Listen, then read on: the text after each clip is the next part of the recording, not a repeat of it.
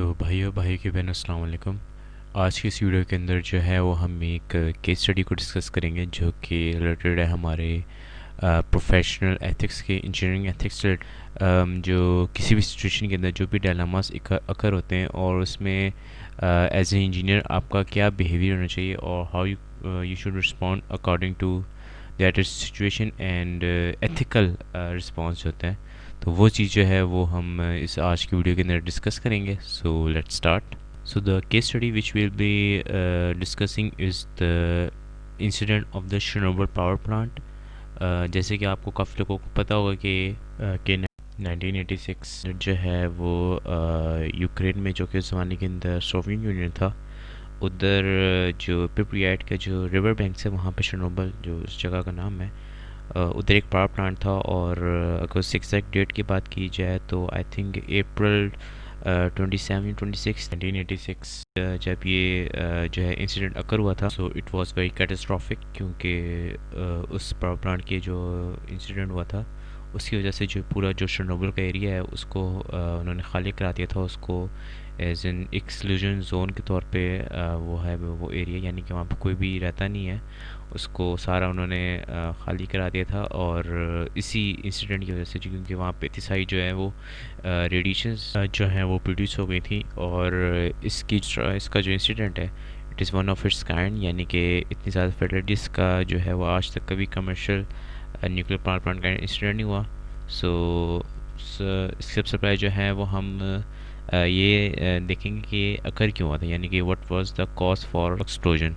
So on the 25th April of that year, उस power plant की जो unit 4 है उसको किसी वजह से आई थिंक जो बात डिस्क्लोज हुई थी कि ड्यू टू मेंटेनेंस जो है वो उसको उन्होंने शट ऑफ करना था।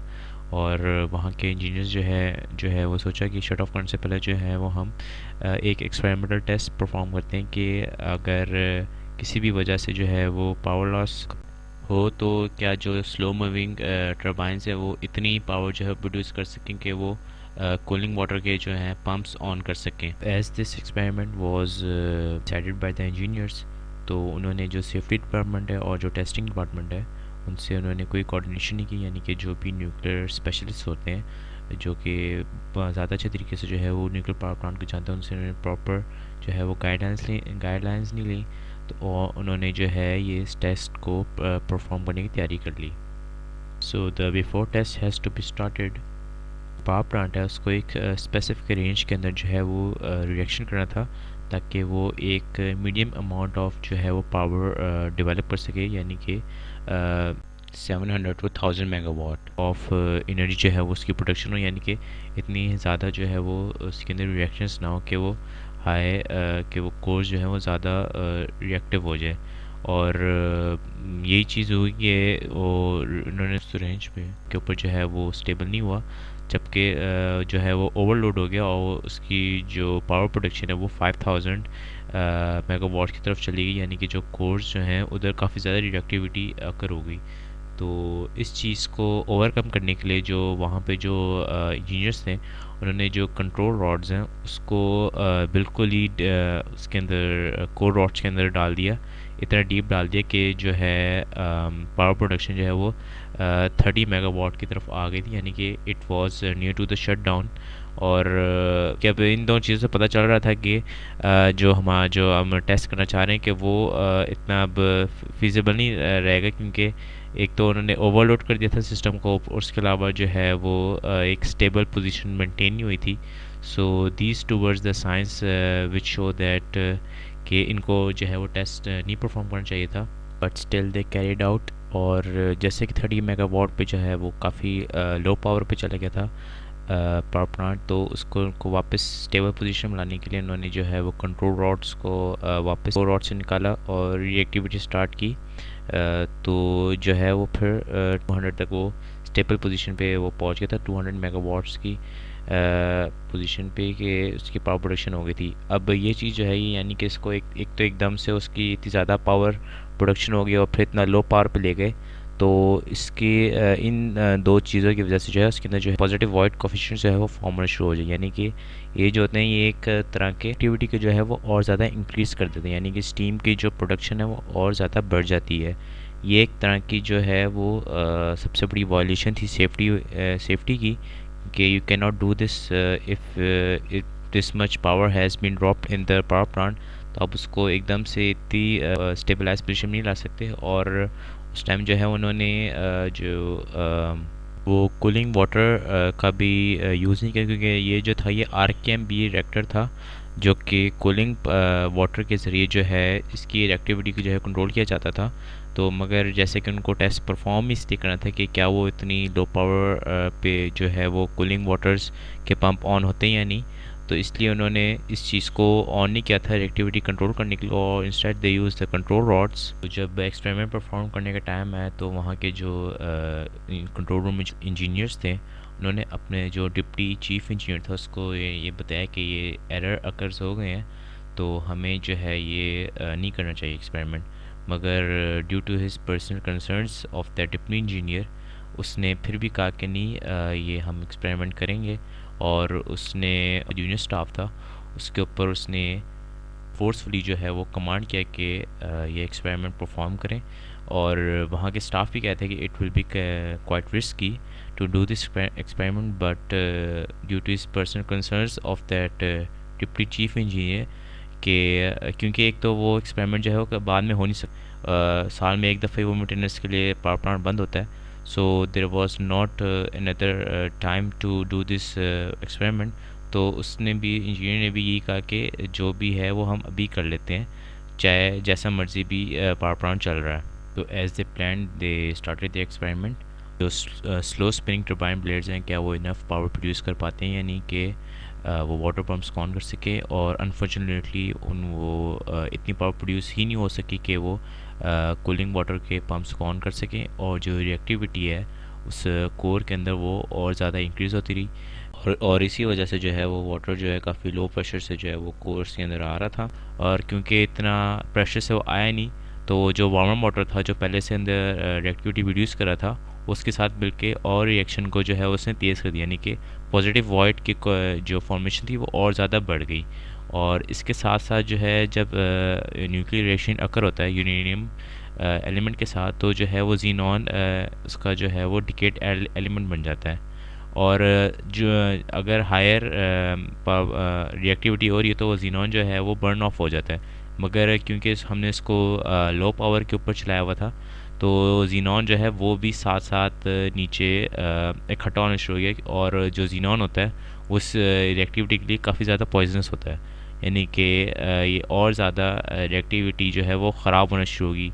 एक तो पॉजिटिव वॉइड फॉर्मेशन होना शुरू होगी, स्टीम काफ़ी ज़्यादा फॉर्मेशन हो गई थी। उसके अलावा जो है ये जीनॉन जो है ये भी नीचे काफ़ी ज़्यादा इकट्ठा हो गए थे, यानी कि रिएक्टिविटी बहुत ज़्यादा बढ़ गई थी।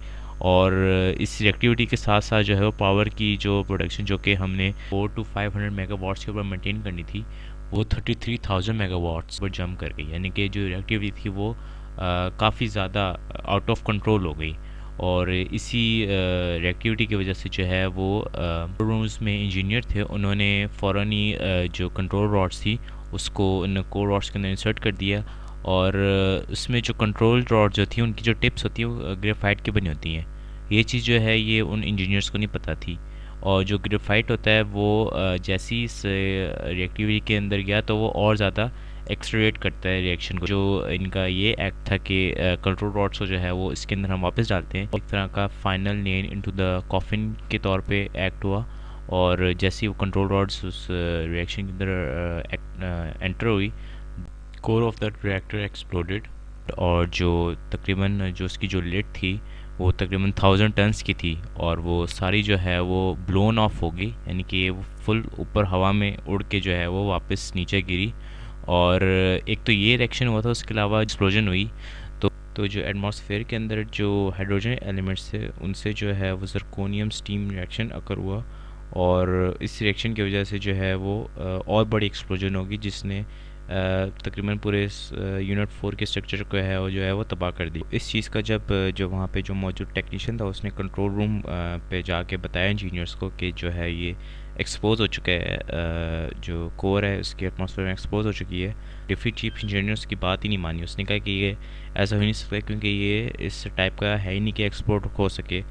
तो उसने बिल्कुल कहा कि नहीं, तुमने गलत दिखाओगे कि ये एक्सप्लोर नहीं हो सकता।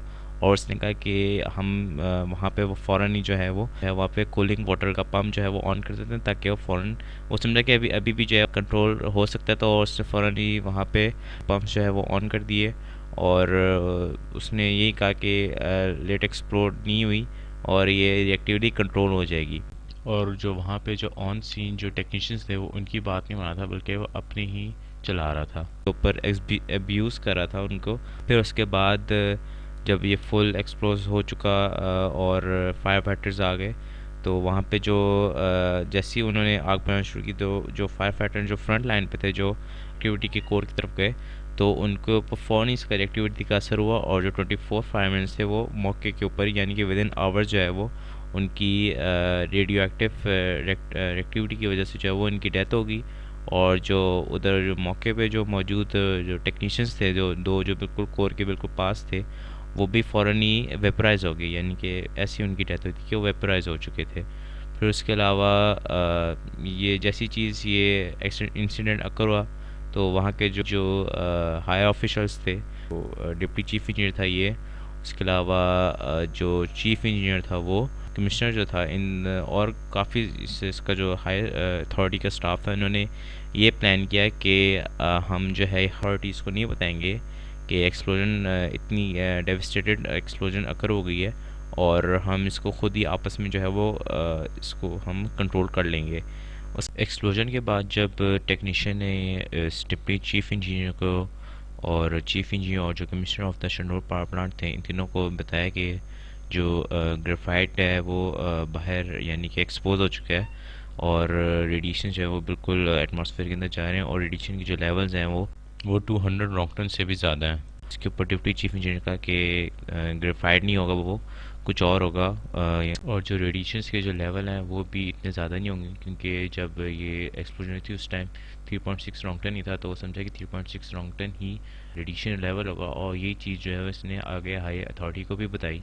ये इसके सारे एक्ट यही शो करें कि इसका काफ़ी अनएथिकल बिहेवियर रहा है इस पूरे इंसिडेंट के अंदर, और इसने अपने स्टाफ के साथ भी जो है बिल्कुल कोऑपरेट नहीं किया, और रेडिएशन के जो गलत फिगर्स है वो बताने से भी जो है इसने पब्लिक की जो है वो हेल्थ और सेफ्टी को की भी वॉलेशन की है। इसकी जो कैटास्ट्रॉफी थी वो बहुत ज़्यादा थी, क्योंकि जो रेडिएशन के जो लेवल्स थे वो बहुत ख़तरनाक हद तक बढ़ चुके थे। क्योंकि बाद में जब इन्वेस्टिगेशन हुई थी तो उसमें पता चला था कि तकरीबन 15,000 से 20,000 के रॉन्गटन के करीब जो है वो रेडिएशन के लेवल उस टाइम उस जोन के अंदर है। तो फ़ौरन वहाँ के जो ऑफिशियल्स थे उन्होंने कहा था कि इधर इर्द गिर्द के इलाके के जितने भी रेजिडेंट्स हैं वो फ़ौरन ही ये जगह खाली कर दें, और उसको तकरीबन 30 किलोमीटर का जो है एक्सक्लूजन जोन के तौर पे वो जगह बना दी थी उन्होंने। और वहाँ पे सिर्फ जो इन्वेस्टिगेशन करने वाले थे और जो उस पावर प्लांट के ऊपर फेयरिंग का जो काम हो रहा था उसके लिए जो बस वहाँ पे लोग थे। इस इंसिडेंट से अभी भी जो इनका फाइनेंशियल लॉस हुआ है वो तकरीबन $900 बिलियन तक का है। प्रोफेशनल एथिक्स के तौर पे इसको देखें तो उसमें जो डिप्टी चीफ इंजीनियर्स का ज़ाहिर सी बात है शुरू से हमें नज़र आ रहा है कि उसका काफ़ी रूड बिहेवियर था, और वो कोई भी उसने, एक तो सबसे पहले जब इंजीनियर्स उसको कहा था कि जी प्रॉब्लम में पहले ही मसला चल गया तो हमें एक्सपेरिमेंट नहीं करना चाहिए थे, उसने मगर फिर भी अपने ज़ाती मफाद के खातिर जो है ये एक्सपेरिमेंट को जो है परफॉर्म किया without considering the public safety health and welfare. फिर इसके बाद इन्वेस्टिगेशन के अंदर जो है फाइनल राइट के अंदर ये डिप्टी चीफ इंजीनियर और जो चीफ इंजीनियर था, उसके अलावा जो डायरेक्टर ऑफ शनोवर एटॉमिक एनर्जी था, इन तीनों के ख़िलाफ़ जो है ये रिस्पॉन्सिबल ठहराए थे। अब डायलेमास उसके अंदर काफ़ी ज़्यादा थे, मगर मेरी कोशिश थी जो मेन जो हैं उनको मैं कवर कर सकूं, और जो प्रोफेशनल कोड ऑफ एथिक्स के जो अगेंस्ट थे उनके बारे में बता सकूं। आई होप आप लोगों को जो है ये डिफरेंट पॉइंट ऑफ व्यू से जो ये वीडियो लगी होगी। एज एन प्रोफेशनल एथिक्स में केस स्टडी के तौर पे ये चीज़, इस चीज़ के लिए मैंने ये वीडियो बनाई। So I hope you got point of view of this video. Like this video, do like it, and if you like the content of my channel, do subscribe it. and share your thoughts in the comment section. So that's it for today. Thank you so much. Khuda Hafiz.